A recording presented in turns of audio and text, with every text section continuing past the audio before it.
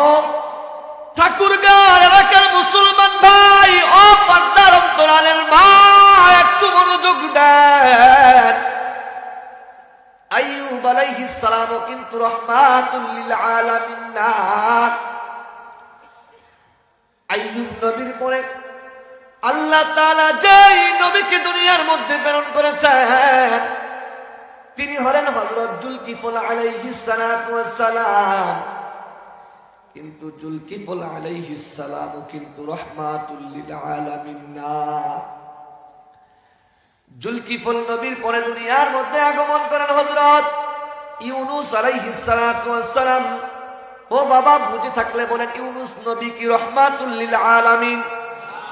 আরো জোরে বলেন, ইউনুস নবী কিন্তু রাহমাতুল লিল আলামিন না। ইউনুস নবীর পরে দুনিয়ার মধ্যে আগমন করেন হযরত মূসা আলাইহিস সালাতু ওয়াস সালাম। আল্লাহ তাআলা ডাক দিয়া কইলেন, মূসা আমি আল্লাহ তোকেও কিন্তু রাহমাতুল লিল আলামিন করে দুনিয়ার মধ্যে পাঠাই নাই। তারপরে মূসা নবীর পরে দুনিয়ার মধ্যে আগমন করেন তার ভাই হারুন আলাইহিস সালাতু ওয়াস সালাম। হারুন নবীও কিন্তু রাহমাতুল লিল আলামিন নয়। হারুন নবীর পরে আসেন হযরত খিজির পয়গম্বর আলাইহিস সালাতু ওয়াস সালাম। কিন্তু খিজির পয়গম্বর কিন্তু রাহমাতুল লিল আলামিন নয়। খিজির আলাইহিস সালামের পরে দুনিয়ার মধ্যে আগমন করেন হযরত ইলিয়াস আলাইহিস সালাতু ওয়াস সালাম। ইলিয়াস পয়গম্বর কিন্তু কি নয়, রাহমাতুল লিল আলামিন নয়। ইলিয়াস পয়গম্বরের পরে দুনিয়ার মধ্যে আগমন করেন হযরত দাউদ পয়গম্বর আলাইহিস সালাতু ওয়াস সালাম। ও মুসলমান, বুঝে থাকলে বলেন দাউদ পয়গম্বর আল্লাহর কাছে রাহমাতুল লিল আলামিন নয়। আসমানের রহমত নয়, জমিনের রহমত নয়, কুল কায়নাতের রহমত নয়, অগণিত মাখলুকের রহমত নয়। আল্লাহ তাআলা দাউদ পয়গম্বরের পরে দুনিয়ার জমিনের মধ্যে যাকে নবী করে পাঠাইলেন তিনি হলেন হযরত সুলাইমান আলাইহিস সালাতু ওয়াস সালাম। কে? জোরে বলেন কে? দাউদ পয়গম্বরের সন্তান হযরত সুলাইমান। যেই সুলাইমানকে আল্লাহ তাআলা গোটা পৃথিবীর রাজত্ব দান করেছিলেন, যেই সুলাইমান গোটা পৃথিবীকে শাসন করেছিলেন, ও ঠাকুরগাঁও এলাকার মুসলমান, ওই সুলাইমান পয়গম্বর কিন্তু রাহমাতুল লিল আলামিন না।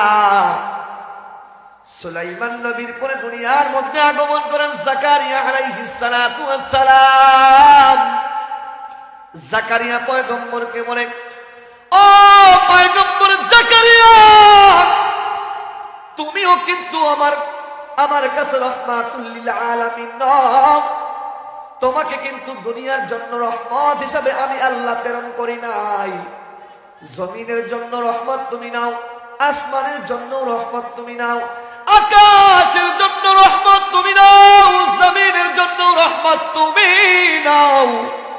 আমি আল্লাহ তাআলা জাকারিয়া পয়গম্বরের পরে যাকে দুনিয়ার মধ্যে প্রেরণ করেছি তিনি হলেন হযরত ইয়াহইয়া আলাইহিস সালাতু ওয়াস সালাম। ইয়াহইয়া পয়গম্বরের পরে দুনিয়ার মধ্যে আগমন করেছেন হযরত ঈসা আলাইহিস সালাতু ওয়াস সালাম। ঈসা নবীর পরে দুনিয়ার মধ্যে আগমন করেন আপনার আমার নবী, দয়ার নবী, মায়ার নবী, করুণার ছবি, উম্মতের কান্নার রহমতের ভান্ডার, নবীদের সর্দার, ইমামুল আম্বিয়া, ইমামুল মুরসালিন, সাইয়্যিদুল মুরসালিন, সরকার দু আলম, মানবতার মুক্তির দিশারি, দু জাহানের পয়গম্বর, শাফায়াতের কান্ডারি নবী, যেই নবী আসমানের জন্য রহমত নয়, যেই নবী শুধু জমিনের জন্য রহমত নয়, যেই নবী গাছের জন্য শুধু রহমত নয়, যেই নবী মাছের জন্য শুধু রহমত নয়, যেই নবী কোন একক বস্তুর জন্য শুধু নবী নয়, রহমত নয়।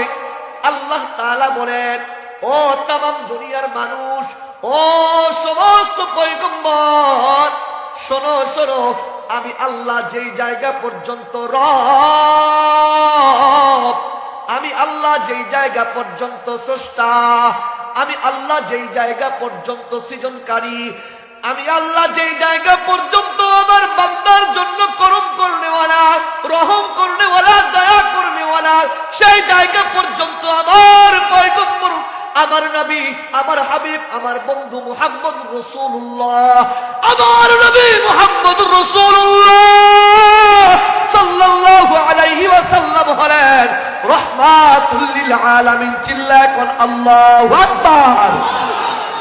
আর জোরে বলেন আল্লাহু আকবার। ও মুসলমান, একটু চিন্তা করে দেখো আমার নবী কেমন নবী গো, আমার নবীকে কেমন ভাবে চিনছেন। আমার নবী যখন রাস্তা দিয়ে যাইতেন, কিতাবের মধ্যে পাই দুই পাশের গাছগুলো আমার নবীকে পাওয়ার সাথে সাথে হেলে দুলে বাতাস করত, আমার নবীকে বাতাস করত। আমার নবীর সামনে তারা মাথা নত করে রসুলকে সম্মান করত। চিল্লায় কোন সুবহানাল্লাহ। শুধু তাই নয়, আল্লাহ রসুল সাল্লাল্লাহু আলাইহি ওয়াসাল্লাম এমন একজন পয়গম্বর, যে পয়গম্বর দুনিয়ার মধ্যে আগমন না করলে সমস্ত নবীদের নবুয়তি কাজ সমাপ্ত হইত না।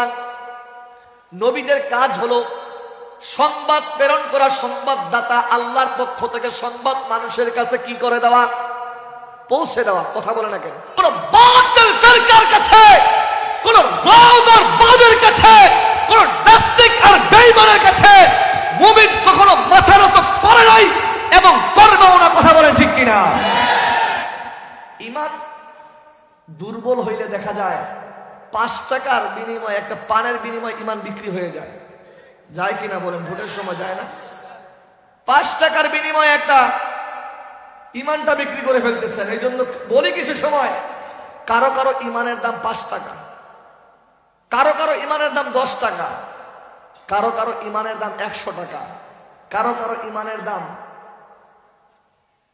1000 টাকা, 2000 টাকা, 3000 টাকা, 5000 টাকা, 20,000 টাকা, আর কারো কারো ঈমানের দাম 1000 কোটি টাকা দিয়ে কিনা যায়। সম্মানিত মুহতারাম হাজিরিন, আমরা দেখছি অনেক উলামায়ে কেরাম জালিম ফ্যাসিস্টের কারাগারের মধ্যে কারারুদ্ধ অবস্থায় ছিল, কিন্তু তাদের কাছে ঈমান হরণ করে নাই, বরঞ্চ জীবন দিব, কল্লা দিব, কিন্তু আল্লাহকে ছাড়তে রাজি না। কথা বলেন ঠিক কিনা? বেঈমানরা শোনো, মুমিন তো কখনো স্বার্থের কাছে, টাকার কাছে, নেতার কাছে, নেত্রীর কাছে বিক্রি হয় না। ঈমানদার তো তার রবের কাছে সিজদায় অবনত হয়ে যায়। এই জন্য সম্মানিত মুহতারাম হাজিরিন, গলার অবস্থা ভালো না, চিৎকার দিতে পারবো না। যতটুকু আলোচনা করব তার ঠিক কিছু গভীর আলোচনা করার চেষ্টা করবো ইনশাআল্লাহ। আল্লাহ যেন আমাদের সবাইকে ইখলাসের সাথে শোনার, আমাকে খুলুসিয়াতের সাথে বলার তৌফিক দান করেন। সকলে বলেন আল্লাহুম্মা আমিন। আসেন আমরা সেই নবীর শুকর আদায়, দুরূদ আদায় করি, যেই নবী হলেন রাহমাতুল লিল আলামিন। ও ভাই, আমি আমার আলোচনার পূর্বে আরেকটা কথা বলে নেই, আমার নবীর দুরূদ পড়ব না কেন? আমার নবীর উপরে প্রশংসা করব না কেন? আমরা তো জানি না আমার নবী কত বড়।